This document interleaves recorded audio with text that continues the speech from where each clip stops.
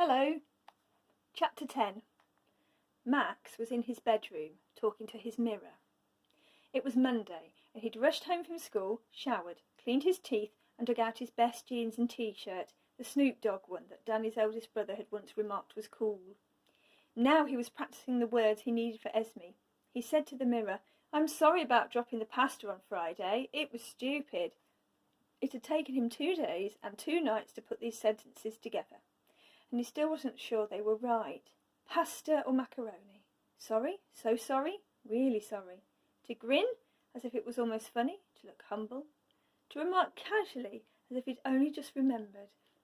Max tried again with macaroni and grinning, and then with pasta and humble, and then macaroni and casual, and then with really sorry pasta and slightly raised eyebrows.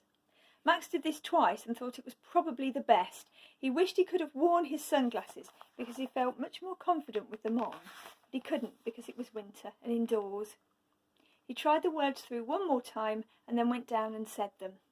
Esme had, as usual, walked Louis home, helped him find a snack, switched on the kitchen TV, watched 5 minutes of cartoons with him, and then opened her enormous art book and become immersed in her work. She looked blankly at Max after he'd spoken, so he coughed, rearranged his eyebrows, which seemed to have got stuck in the raised position, and attempted to juggle with 2 oranges from the fruit bowl. Esme's look became puzzled. "So, are we okay now?" asked Max. "Pardon?" asked Esme. Max repeated his words again, quite loudly, with macaroni this time, and no eyebrow control at all. "Ah," said Esme, nodding to show she now understood. Obviously Max realised her weekend had not been harrowed by recurring memories of dropped pasta. "I think next time you please stay and clear up." Definitely, agreed Max in, oh, horrors, a fake American accent. Retrieved the oranges from under the table, held one each side of his head to make cartoon ears, and then put them back in the fruit bowl. "Pas gentil," remarked Esme, taking them out again. Max was very pleased to have been spoken to in actual French, though he had no idea what she meant. "Oui, oui," he said, suddenly wonderfully happy. "Can I see what you're drawing? Louis, does she mind?" "She does not mind," said Esme, rolling her eyes. Voila!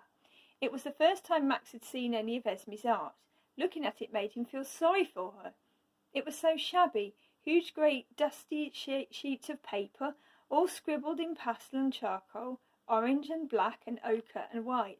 However, he tried not to let what he felt show on his face and said, "It's brilliant. What is it? Oh, I can see now." "Horses." "Esme's book is full of horses," said Louis. "Horses and bears. Tous les animaux."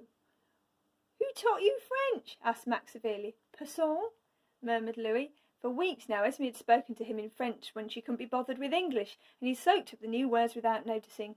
He'd learnt to shrug too. He shrugged and began colouring the palm and fingers of his left hand bright orange with one of Esme's chalks. "Stop it!" ordered Max, feeling very grown up. "Don't waste her stuff. She hasn't got that much. Esme, I've got a set of multicoloured Sharpies you can borrow if you like." "No, thank you," said Esme, laughing. "She doesn't use things like that," said Louis. "You be quiet," said Max. "Is true," said Esme. "She does cave art," said Louis, "like cavemen did." "Louis, just shut up," said Max, appalled. "What do you know about art? You don't understand anything." "Stone Age," said Louis. "I do understand. I help."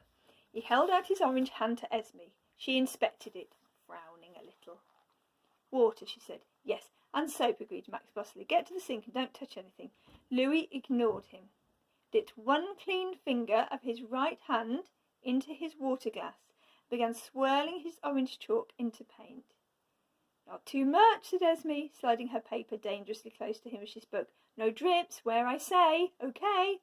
"Okay," agreed Louis, and then Esme pointed. Louis reached over and, to Max's absolute horror, slapped his bright orange hand flat on Esme's drawing and pressed hard. "Louis!" yelled Max. Louis lifted his hand and showed a perfect print, 4 fingers, palm and thumb.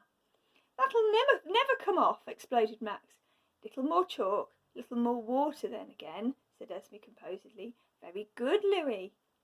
"All that fuss because I dropped the macaroni cheese," said Max, outraged. "Then he makes a mess like that, and you say very good."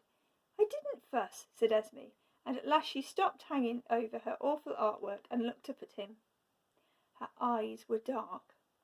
crinkled at the corners with laughter. She pushed her hair behind her ears, and he saw black crystal studs, very small. Around her neck a leather thong was threaded with a piece of stone, roughly pear-shaped, smooth, and nearly white against her olive skin. Max's eyes followed the line of the thong down to the stone, and stopped.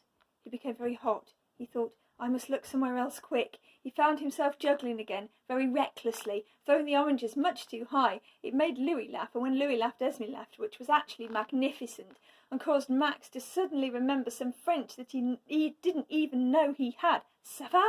Je t'aime, he cried. Is that right? Bien sûr. Voilà. Les pommes oranges. His juggling ended abruptly, with two hard impacts on the table. No! Wailed Esme. Oh, God, I'm sorry, moaned Max. I'll get a towel, said Louis.